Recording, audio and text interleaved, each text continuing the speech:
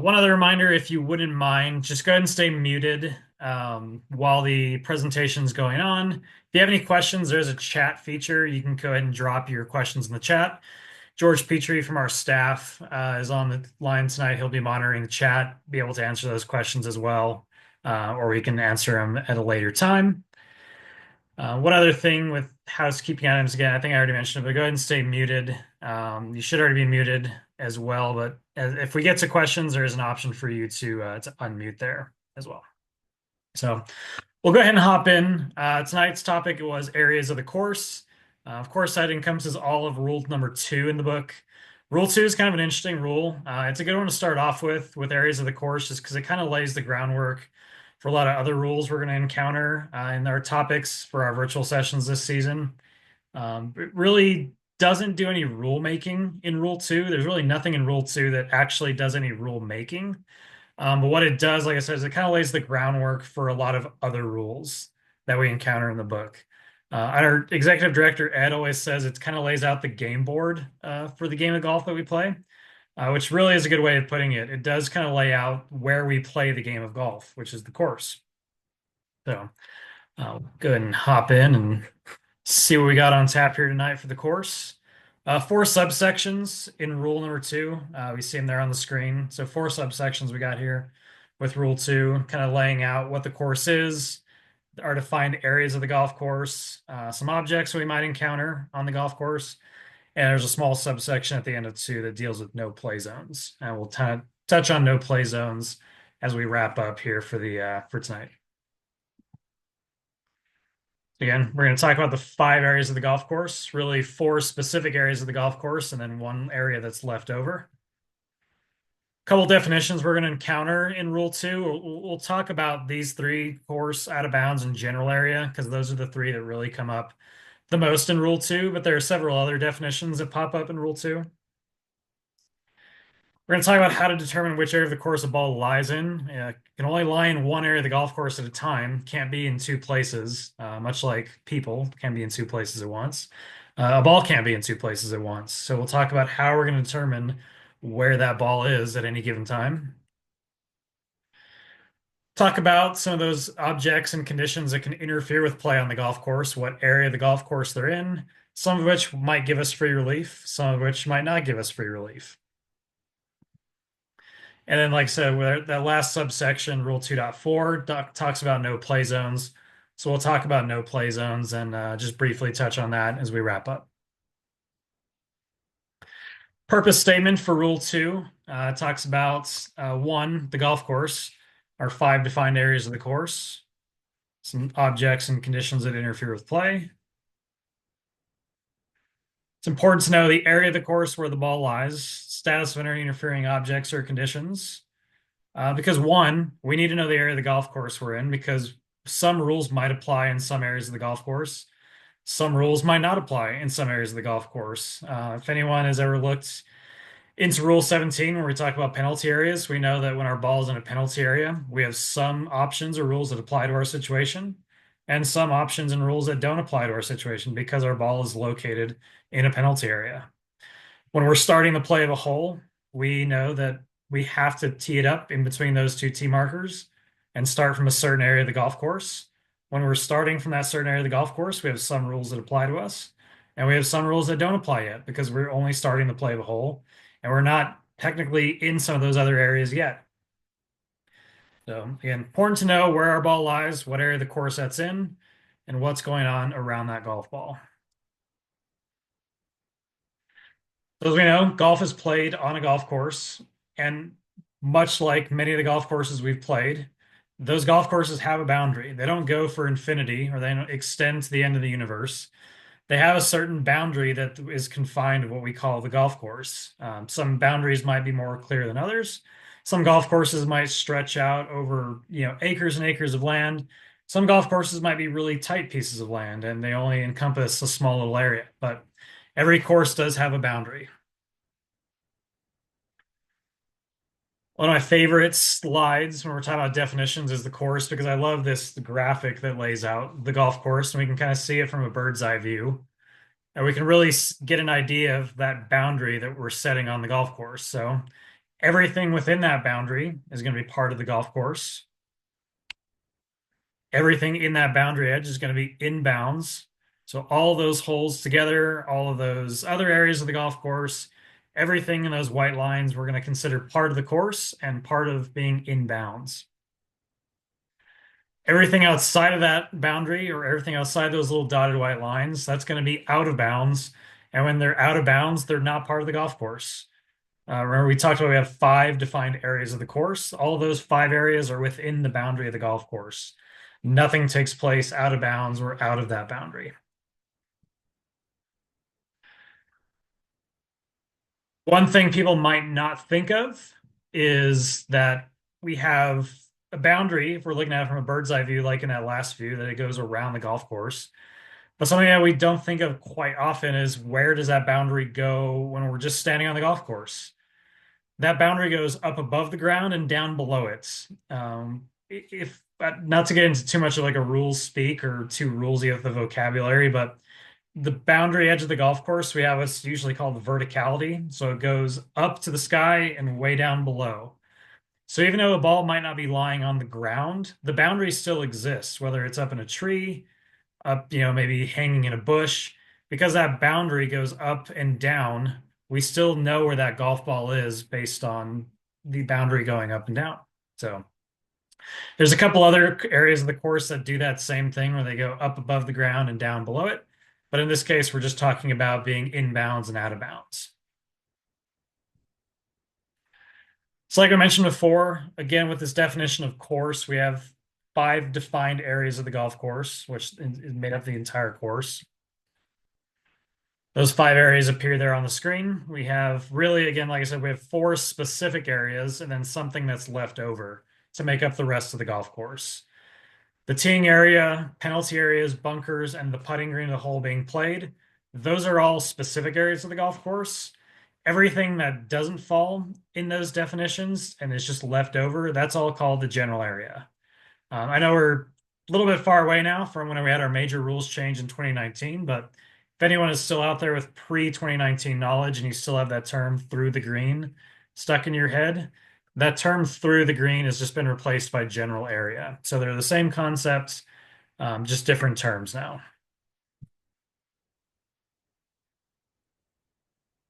Again, we have that defining boundary between inbounds and out of bounds when we have our golf course, course boundaries that are inbound or separating inbounds from out of bounds.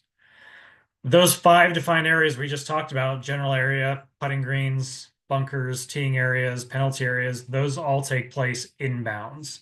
There's nothing out of bounds. There's no possible way to have a penalty area that's out of bounds or a putting green that's out of bounds.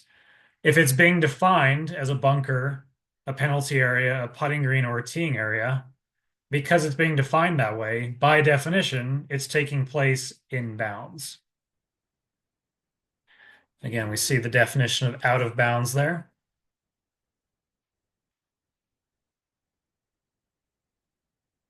The ground and down below the ground.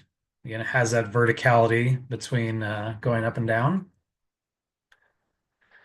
All the ground, anything else inside the boundary edge is in bounds, whether on, above, below the surface of the ground. So the best way I can kind of explain and to kind of think about that boundary going up above and down below the ground is when we have a boundary like a fence, a wall, a railing, a road, or white sticks like this.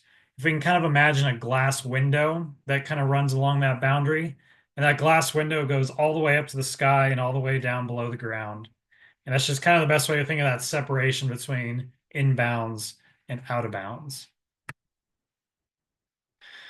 When we have an object that kind of straddles a boundary, maybe half of that object is inbounds and half of that object is out of bounds. Only the part that is out on the boundary is out of bounds.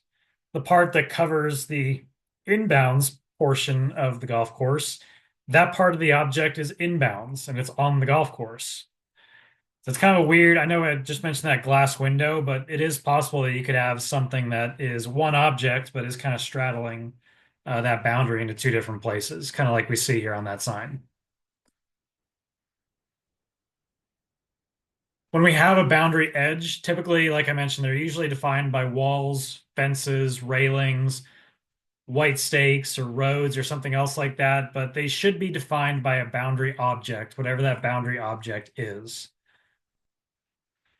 When we have it defined by either stakes, fence, walls, something like that, that boundary edge is defined by the line between something on the inside or the course side of that boundary object. Typically, that when we're trying to figure out, like when we go out and mark golf courses for CGA events, and we're using stakes or a wall or fences or something like that, we're trying to pick those points that are easily able to go between one and another. So, like we see here in that picture, we have multiple points on that fence, and we can easily draw a line or imagine a line between those points. So we can easily and clearly figure out where that boundary is running.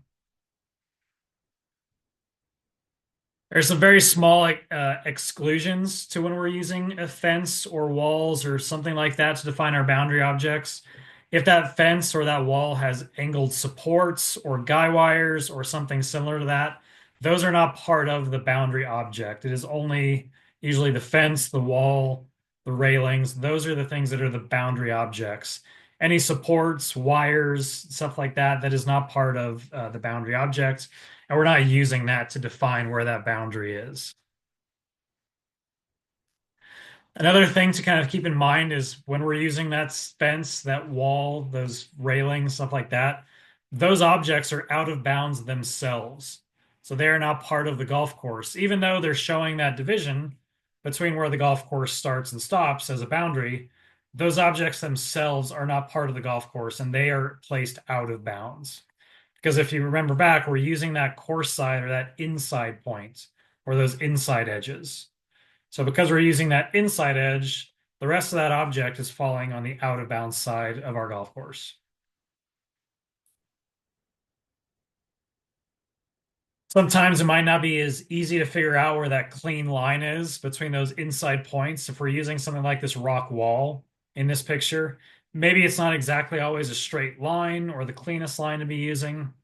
But when we're using an object like this or like a rock wall or something that's a little bit jagged or doesn't create the cleanest boundary, the committee should really define what that boundary is, whether it's maybe dots on the ground or the most outer point of the rocks, whatever that might be. It's the committee's job to kind of define that as clearly as possible.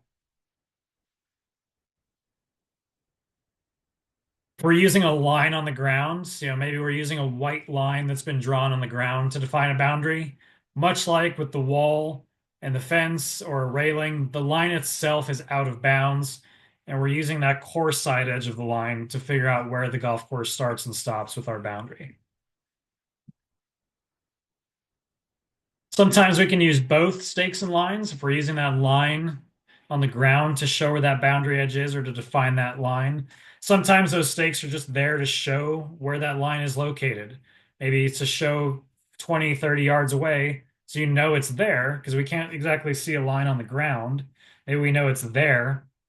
So that's in a case where we possibly might be using both a line or stakes on the ground.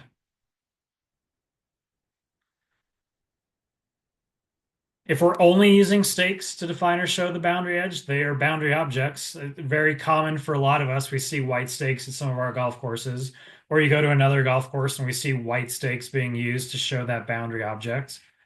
But if they're being used that way, the stakes themselves are the boundary objects.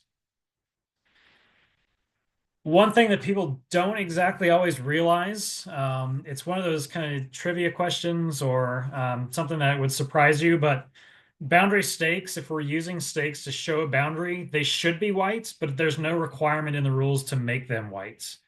99.9% of places usually will have white boundary stakes if they're showing out of bounds somewhere. It's just one of those things that's a commonly accepted color for that thing, that it should be white. But oddly enough, there's no requirement for boundary stakes to be white. There's only a recommendation there. So now we go into our 5 defined areas of the golf course. And we already kind of Lewis, sorry saw them to there. Sorry, interrupt, go ahead, but George. chat before we move on. we had a gentleman asking about internal out of bounds and out of bounds between two holes in their golf course. I was wondering if you can explain that and how that sort of applies and is an exception to external out of bounds. Yeah, internal out of bounds really is a function of a local rule. If you have internal out of bounds, it would be something like a local rule that a committee would put in place, whoever that committee might be, whether it's whoever's in charge of the golf course or if it's a tournament, whoever's running that tournament. But internal out of bounds is a function of a local rule. So what it's doing is it's just altering the rules we already have, right? We have these our standard rules of golf, the playing rules. But really, all it's doing is just altering it for a specific scenario in that case. When we have internal out of bounds, it's not necessarily saying that um, what it's whatever it's shifting is out of bounds is, physically out of bounds. That local rule is usually doing, it's just either trying to one, get the players to play the hole a certain way, either the way it's designed or the way the committee wants you to play it. Two, it's for safety. It could possibly be that it's blocking off an area that either is a landing area for another hole, maybe there's players playing up the other hole the other way, so I don't want people hitting into players coming the other way. But again, really with internal out of bounds, it's just you're implementing a local rule for a temporary situation, is what it is. I don't know if that fully answers the question or not. If not, we can always address it later.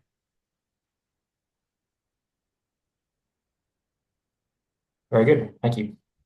Yeah, anything else, George, or we good to keep moving? We had another question from Patty, it looks like. He says, when there are lines and stakes, are the stakes boundary objects when there's a line and a stake? So that kind of goes back to kind of right here when we're talking about the line being on the ground or using both lines and stakes. Really, if you're using both, what you should be doing is the committee should be choosing which one is functioning as the boundary object. If you're using both a line and a stake on the ground, typically you would be using the line as the default, just because the line is a little bit more clear than the stakes are. When we have a line on the ground, it's pretty clear where that line is, and we can kind of measure that at any point along the line. If we're using stakes, then really we're either having to eyeball it, or if we're getting really technical, we'd have to figure out how to make that straight line between those two stakes to figure out our boundary. There's not necessarily a right way or a wrong way there, but if a committee is going to use both lines and stakes on the ground, the committee should really be defining clearly which one is functioning as the boundary object and which one is just functioning as a signal to where the boundary is.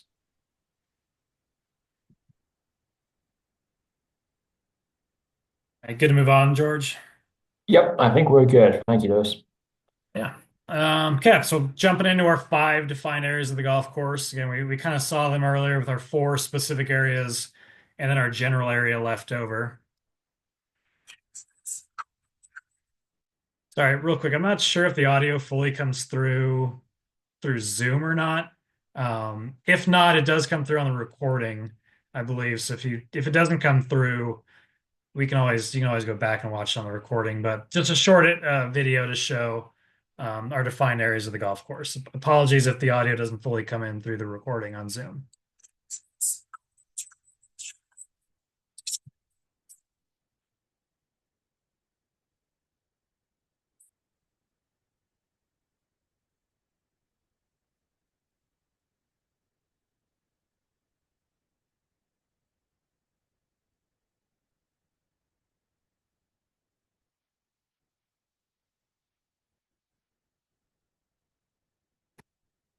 So like I mentioned before, the general area just is covering the entire golf course. It's just everything left over from our other specific areas of the golf course.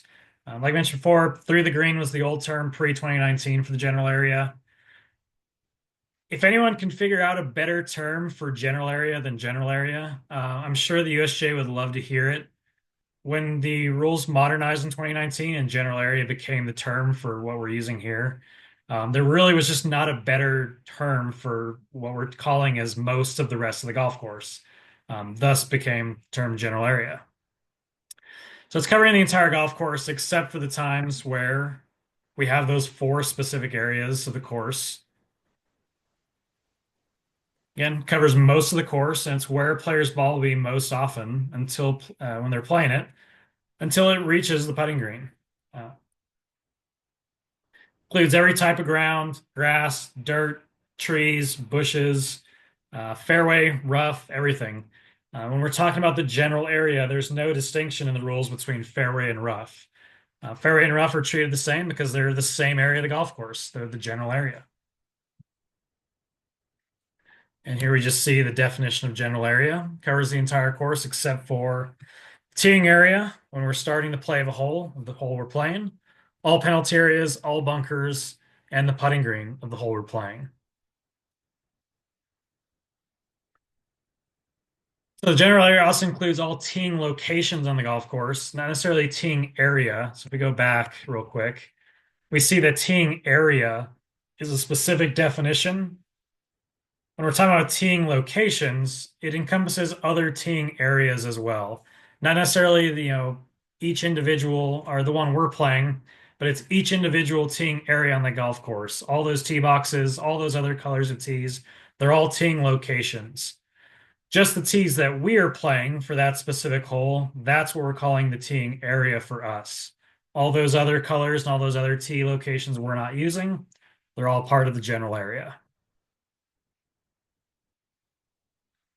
Same thing with all other putting greens. If they're not part of the putting green of the hole we're playing, they're all wrong greens. So practice greens, all 17 other greens on the golf course, greens on another golf course, they're all wrong greens, and they're all part of the general area while we're playing that hole.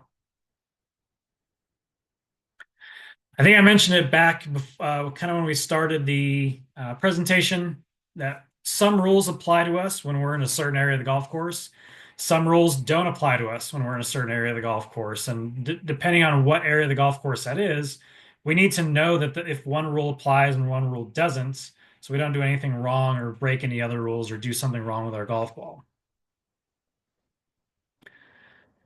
When we're in the teeing area, so when we're starting to play the hole, or we have to go back to the teeing area that we're of the hole we're playing because we need to do something else.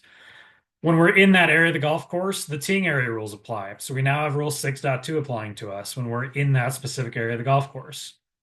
When we're starting the play of a hole, we haven't played a golf ball yet. We've just teed it up. We haven't started that hole yet. So we have this specific rule 6.2 to tell us that what we can do when we're starting the play of the hole in the teeing area. When we're in a bunker, Rule 12 now applies to us because we're in a bunker. And it tells us what we can and can't do in a bunker because that's where our ball is located. It doesn't really matter what we can do in the general area because our ball's not in the general area at the moment. It's in a bunker. So that's why when we're in that bunker, what we can do in Rule 12 now applies to us.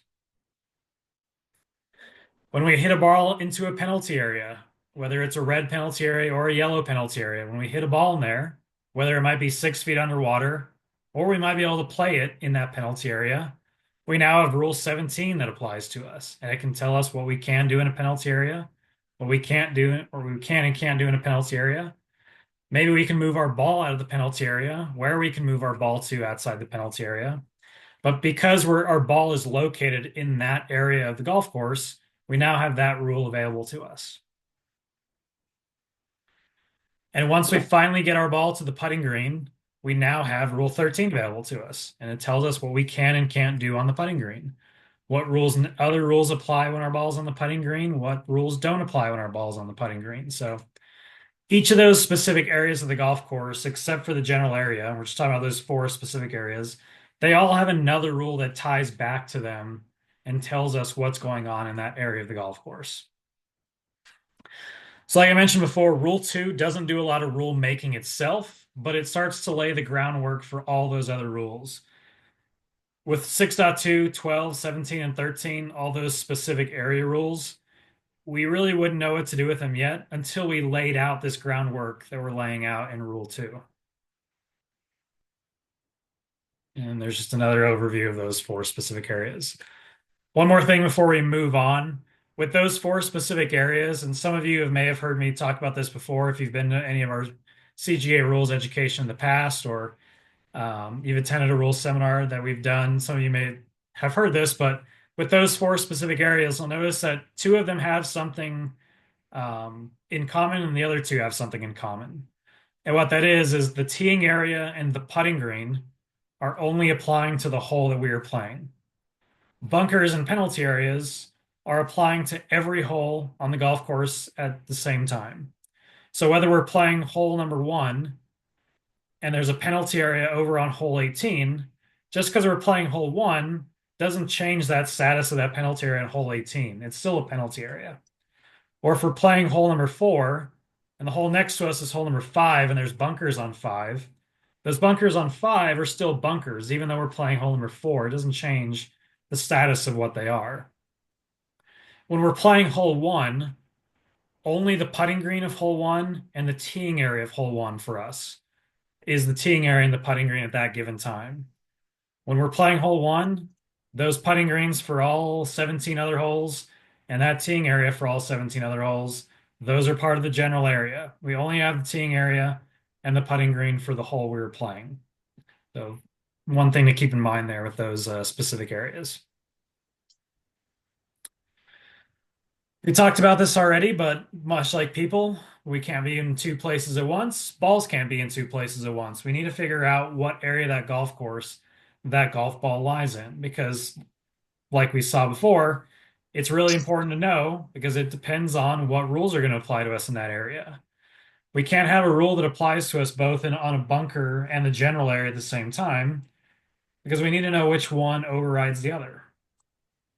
So when we're trying to figure out where the ball lies, if it's touching two different areas of the golf course, one, we need to figure out what it's touching. Both of them. Is it touching the general area and a penalty area? Is it touching a bunker and a penalty area? Is it touching out of bounds and the general area? Something to think about. If it's touching both the general area and one of our four specific areas of the golf course, those four specific areas of the golf course are always going to win out over the general area. The general area is the weakest area of the golf course. It always loses out to the four specific areas of the golf course. The only time the general area is on the winning side of that argument is when we're touching out of bounds and a part of the golf course, mostly being the general area. But if we're touching out of bounds and some part of our ball is touching the golf course, the general area, then we're going to treat that ball in the general area, and then we're going to treat that ball as being in bounds. So the general area only wins out over out of bounds. Anytime a ball is touching both the general area and a specific area, we're always going to jump over to the specific area first. We may have some times where we're touching two specific areas of the golf course. Like I said, we might be touching a penalty area and a bunker. We might be touching a penalty area and a putting green. We might be touching a bunker and a putting green. If anyone can find me an example of touching a bunker and a putting green at the same time, I would love to see it because I've never come across that in my life. But the rules tell us it's a possibility, so we got to account for that. But if we're touching those two specific areas of the golf course, we're always going to go in this order of winning out. It's penalty area, bunker, putting green. Putting green is going to be on the bottom of that food chain, unfortunately. We're always going to treat it the last in that order. We're going to go penalty area, bunker, and putting green first. If we take a look at our diagram on the screen of a ball both in a penalty area and touching a bunker, we have that red line running through that bunker there to define our penalty area. So if we look at that diagram and we're going off of that specific area order list, we're going to treat that ball as being in the penalty area.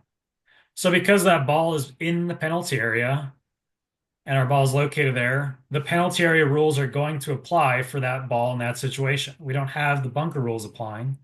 We have the penalty area rules applying because that's where our ball is located in that specific area.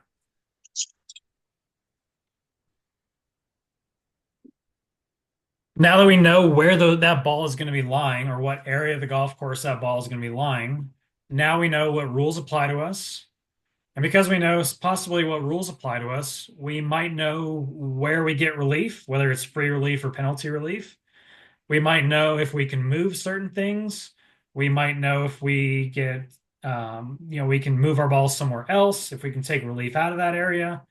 So again, it's important to know one, where the ball lies first, what rules apply to us in that situation, and then what we can do with those rules to possibly either, change our situation, improve our situation, or play on from there. When we know where our ball is in a penalty area or a bunker, we know what we might be able to do with loose impediments if we can move those. If we can move movable obstructions, if we get relief from movable obstructions, or if we get relief from all these other things, animal holes, ground under repair, immovable obstructions, temporary water, all of those things we might or might not know if we get relief from them. But if we know the area of the golf course we're in, it might make it a little bit clearer whether we know that or not.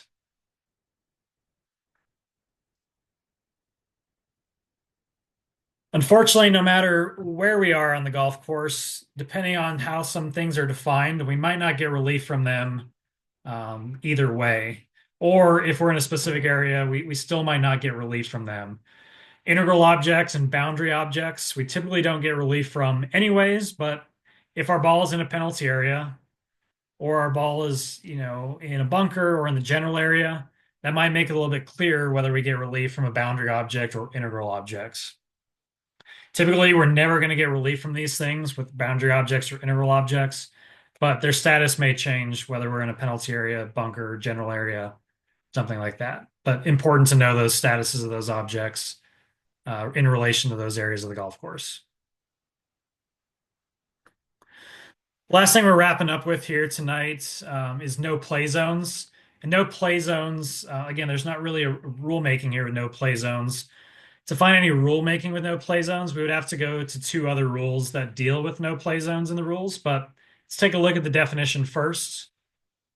We may have come across these things before, we just didn't know it, or we didn't know what they were called, or you're unfamiliar with no play zones. But sometimes a committee can use no play zones for either protecting wildlife, habitats. A lot of us used to know these as environmentally sensitive areas. We see a picture there of a sign. Some of us might have that exact sign in our home golf course, and we see it all the time. But a lot of us commonly knew these as environmentally sensitive areas, but all they are is just no play zones. Sometimes we can use them to prevent damage from trees, flower beds, turf nurseries, areas that are being repaired or a grounds crew is working on. Sometimes we define those as no play zones so we don't interfere with that work or mess that up. Sometimes we can protect players from danger with a no play zone. If there's a steep cliff that drops off or a canyon, or there's possibly, a snake habitat in there or dangerous animals, sometimes we can protect players with that no play zone as well. Or preserving sites or historical cultural interest. There's been a few no play zones I've come across in my time. I came across one on a golf course. There was a no play zone being blocked off that was out of bounds. That was a cemetery, and they didn't want players going in that cemetery. So we defined it as a no play zone, and players were not allowed to play out of that area. Typically, just like with boundaries or just like with anything else, the committee really should be defining that edge of that no play zone with either a line, stakes, or something else. If we're using a line or a stakes, we need to define that different than something else. If, we typically see with penalty areas being red or yellow stakes, if we have a penalty area that's also a no play zone, we should be defining that a little bit differently than just red or yellow stakes. Sometimes we see those green tops on the top of stakes. Sometimes we see, it could be blue stakes, something else that differentiates that from a normal penalty area or something that's normal that we see as well. We're differentiating that so players know that it's in no play zone. Two things that a no play zone has to be defined as a part of it. It has to be one or the other. We can either define a no play zone as an abnormal course condition, so part of ground under repair, temporary water, an animal hole, or an immovable obstruction. So it has to be one of those things. And if it is one of those things, we're going to go to Rule 16 to figure out what we're doing with those. or it has to be part of a penalty area. And we're going to Rule 17 to figure that out. So if we're defining a no play zone on our golf course, it's got to be part of one of those two things. We can't define the general area as a no play zone. It's not how that rule really works. It's got to be either part of a penalty area or one of those abnormal course conditions. If we're defining a no play zone as an abnormal course condition, well, we normally get free relief from abnormal course conditions. So because we're getting free relief normally from abnormal course conditions, if we have a no play zone that's also one of those things, we're also getting free relief from that no play zone. But if we have a penalty area that's a no play zone, and normally we get penalty relief from a penalty area, we got to pay for that with a penalty stroke. When that penalty area is also no play zone, it's got to be penalty relief to get out of that no play zone. So one of those is free, one of those has penalty relief attached to it. When our ball is in that play zone, we got to take relief. It's called no play zone for a reason. We're not allowed to play from there. So when we're in a no play zone, the player must take relief. That is a requirement. Even when the ball is outside that no play zone, if we have to stand in the no play zone, or if our swing is in the no play zone or is interfered by it, we still got to take relief because we're still interfered in some way by that no play zone. So we're still going to be forced to take relief there from that no play zone. And then this is just a call out to a committee procedure that says a code of conduct may just tell players to stay out of a no play zone entirely. Normally, you can go in a no play zone to retrieve your ball or possibly to search around for it, but a committee could possibly tell players that there's no entry whatsoever into a no play zone. Again, if there's a danger involved, if we're trying to keep players out of there, like that cemetery, it's trying to preserve a cultural site or a historical site, we can implement something that says you cannot enter that no play zone at all. So it's part of that call out as well. George, any questions in the chat left over? Or at this time, we can probably field some Rule 2 questions as well. We blazed through that content pretty quick, so it leaves plenty of time for questions if we have any. Just one question in the chat, Lewis, from Amy. I didn't quite catch the instance she was talking about, but I believe she was talking about if your ball is up against a line or the boundary between the bunker and another specific area or the general area, can you ground your club? Like, I believe that comes back to where that ball lies officially, whether you can ground your club or not.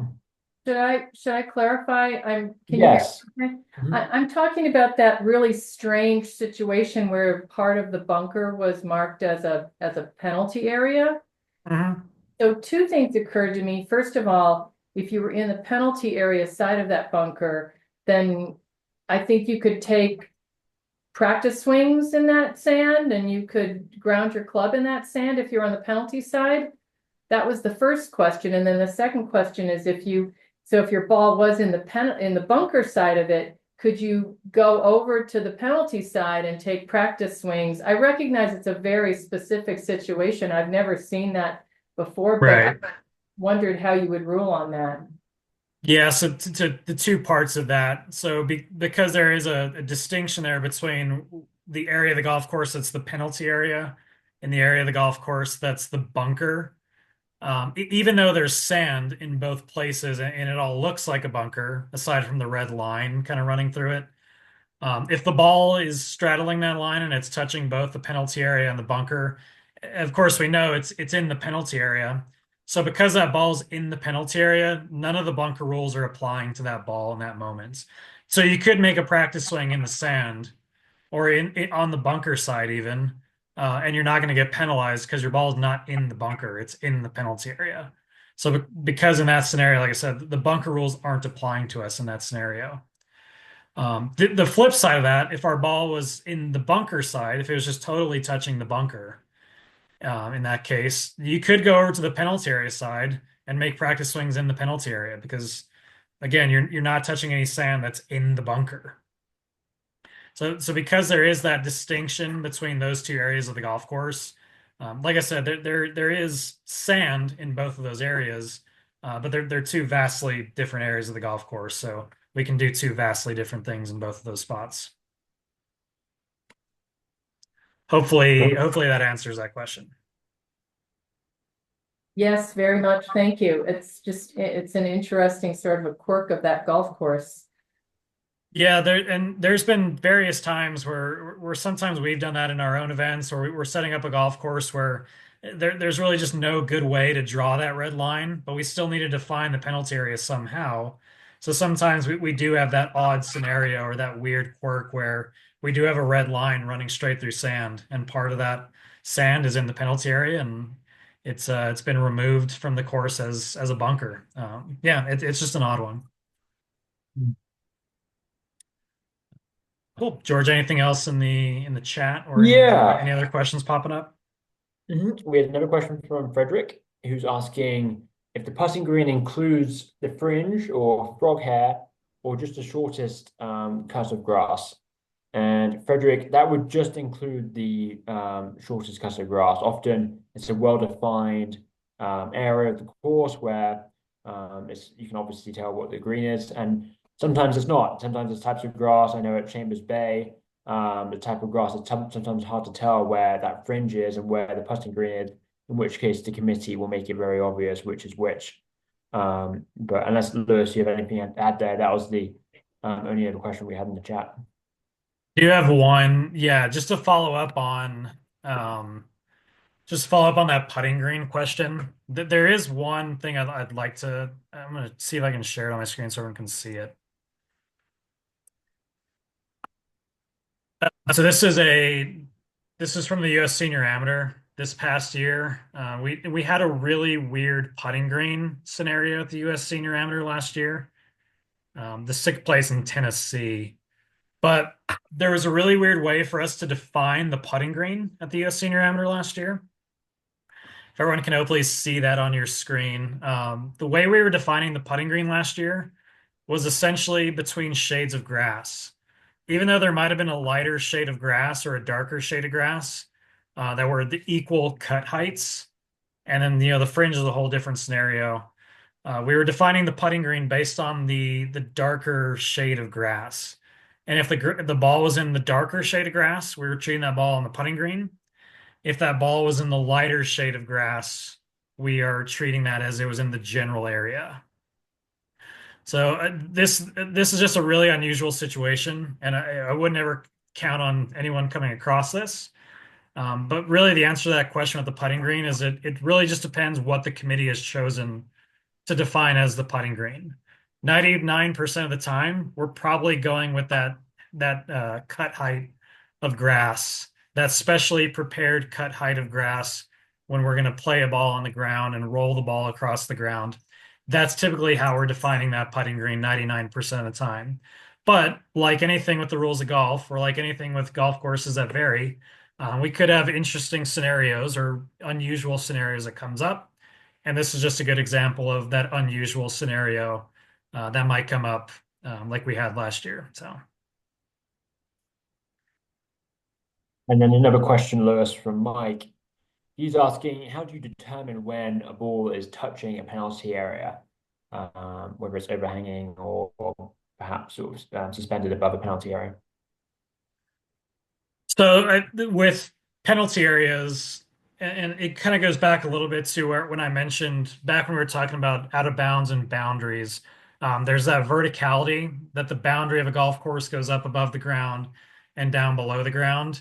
Similar with penalty areas also have verticality where they go up above the ground and down below the ground. With penalty areas, much like boundaries, if there's a line on the ground or stakes or something like that, that's how we define that boundary of that penalty area. And if a ball is touching it or overhanging it, we're going to say that that ball is in the penalty area. Another part of the golf course that doesn't have that verticality is bunkers. For a ball to be in a bunker, it has to be physically touching the ground or the sand in that bunker. Bunkers do not have verticality. So if you have a ball that's up in a tree that's hanging over a bunker, that ball's in the general area. It's not in the bunker because it's not physically touching the sand in the bunker.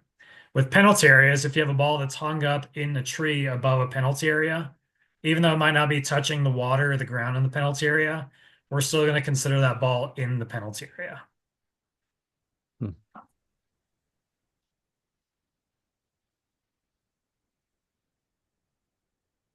All right, Georgia, anything else popping up? Or if there are any other questions, you can either drop them in the chat or feel free to unmute yourself, and happy to answer anything.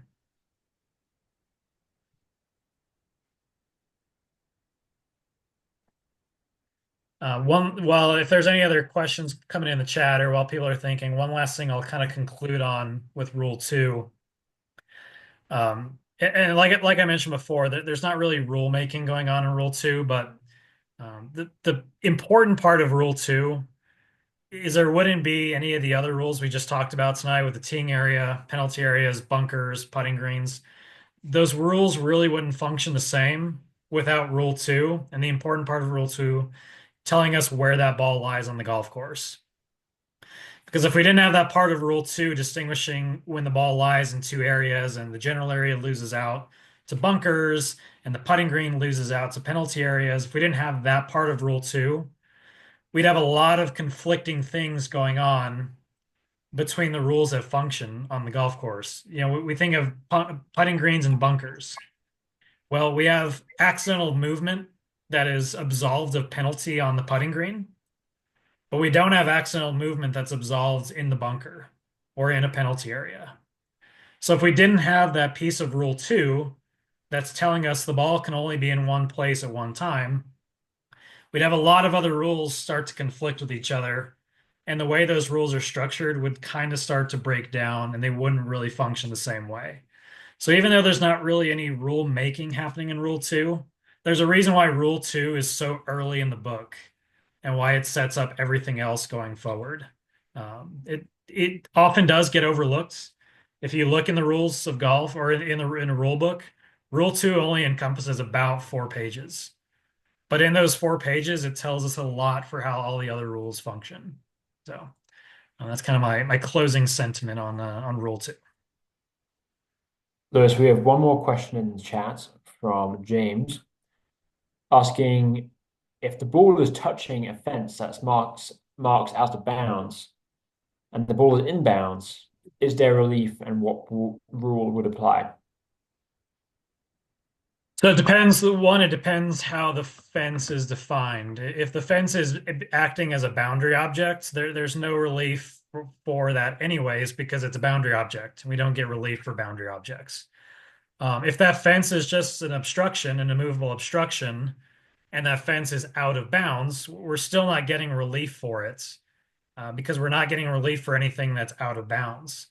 For us to get relief for an obstruction, that obstruction has to be in bounds.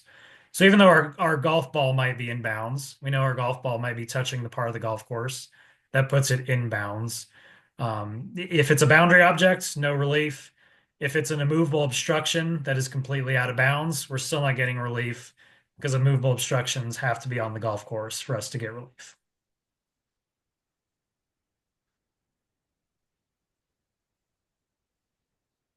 Okay.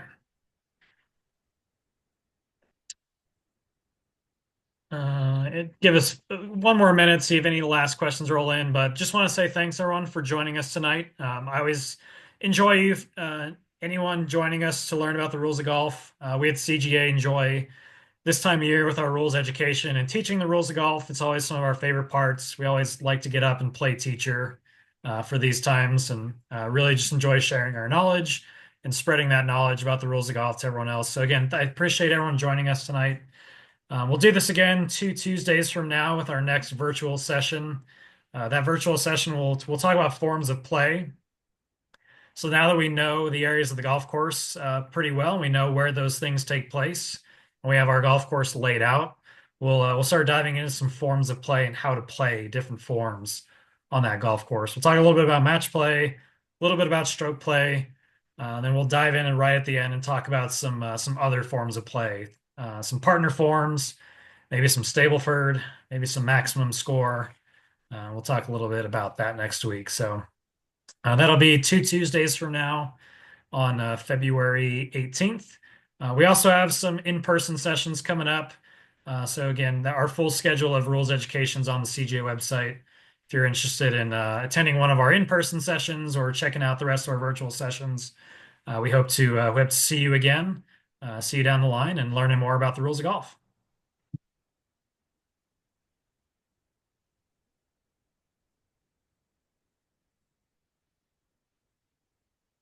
Thank you. Thank you all.